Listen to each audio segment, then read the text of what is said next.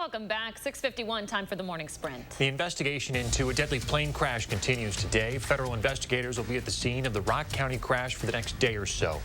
Rock County Sheriff's Department says the FAA will be there. The plane went down Tuesday, crashing into the woods about a mile south of the Southern Wisconsin Regional Airport. 2 people on board died. Their names have yet to be released. Developing right now, Australians are no longer able to view or share news on Facebook. Facebook says it's because of proposed laws in the country to make companies pay for journalism on their platforms. Australian publishers can continue to post content on Facebook, but Australian audiences can't view or share the pieces. The government says the decision has also blocked some government communications, including messages about emergency services. Congressional Democrats and the White House are expected to unveil an immigration overhaul bill today. CBS News has obtained a 66-page summary of the legislation. It looks to reshape U.S. immigration laws and allow millions of immigrants living in the country without authorization to get legal status. Conservative radio talk show host Rush Limbaugh has died following a battle with lung cancer. He announced his diagnosis to his listeners last February. Then a day later, former President Trump awarded him the Presidential Medal of Freedom. Limbaugh was known for his controversial comments over his lifetime in radio and was routinely accused of bigotry, sexism, and racism. He was 70 years old. Assembly Speaker Robin Vos wants to honor Limbaugh here in Wisconsin. He says he sent a letter to Governor Evers requesting flags fly at half staff in his memory.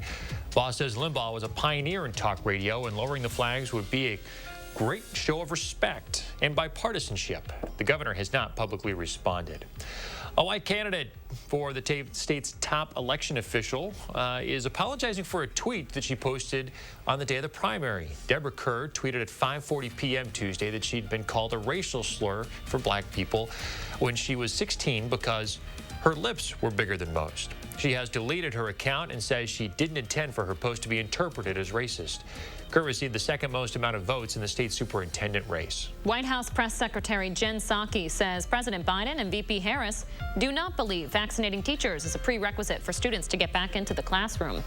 The administration has been unclear on school reopening guidance. During a CNN town hall in Milwaukee on Tuesday, the president said teachers and support staff should be moved up in priority, but he didn't say whether teachers should be required to get those vaccines before returning. 1 million additional counterfeit masks have been found in a federal investigation.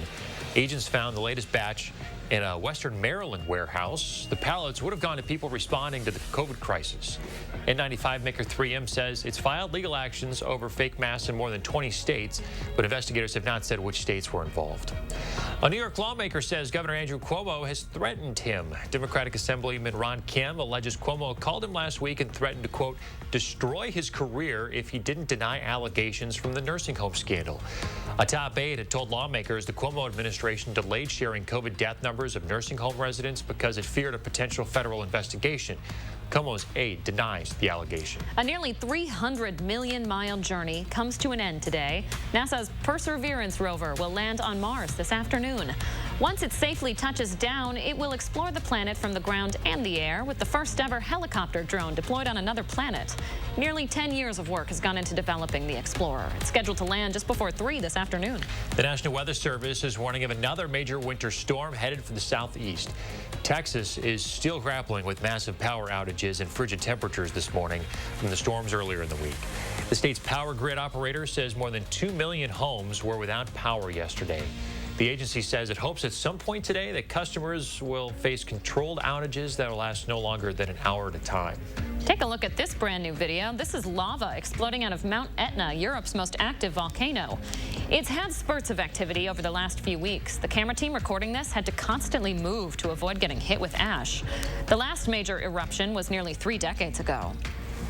And temperatures are certainly taking off around here. We are 25 degrees warmer than we were at this exact time yesterday. Beautiful sight out there. 12 our temperature. We are cloudy with occasional flurries around. Keep that in mind. Good morning to Janesville at 10. Good morning to Monroe at 11. As you plan your day, look for the clouds sticking around. Temperatures warm up towards 21. We'll see a chance for snow on Sunday and upper 30s. Returning by the time we get you towards Tuesday, we could be very close to that 40-degree mark. Either way, it's going to feel warm. We called today the roaring 20s, so it could be the dirty 30s by the time we get you towards next week as things begin to melt and we enter into a slop season. Mr. Reese, thank you for that.